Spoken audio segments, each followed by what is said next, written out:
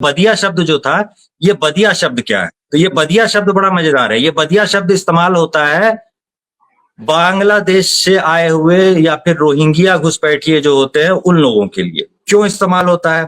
तो इस्तेमाल इसलिए होता है कि यूएन की जो ट्रेनिंग की पॉलिसीज होती है, उस ट्रेनिंग की पॉलिसीज में इन लोगों को ट्रेनिंग दी जाती है कृषि वगैरह की। तो ये लोग प्रशिक्षित होते हैं कृषि के लिए।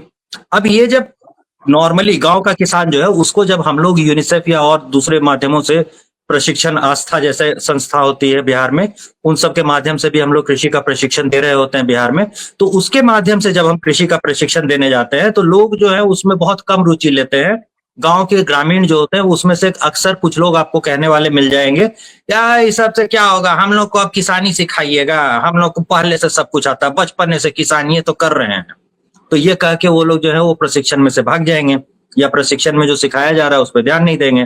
तो नई साइंटिफिक तकनीकें जो थी उसका उनको पता नहीं चलेगा। इसकी तुलना में बदिया जो है उसने टीम वर्क करना और ये प्रशिक्षण के जरिए जो है वो सब कुछ करना जो है वो सीख चुका है वो, क्योंकि उसे रेफ्यूजी कैंप में रहना पड़ा था और दिन भर वो उसके ट्रेनिंग कैंप से कहीं भाग ही नहीं सकता था।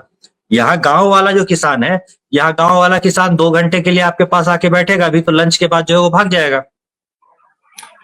अब ये चूंकि भाग जाते हैं और प्रशिक्षण लेते नहीं, और इनकी तुलना में जो प्रशिक्षित किसान होता है ये बहुत आसानी से 10 लोगों की टीम के साथ कैसे काम करना है इसको पता होता है।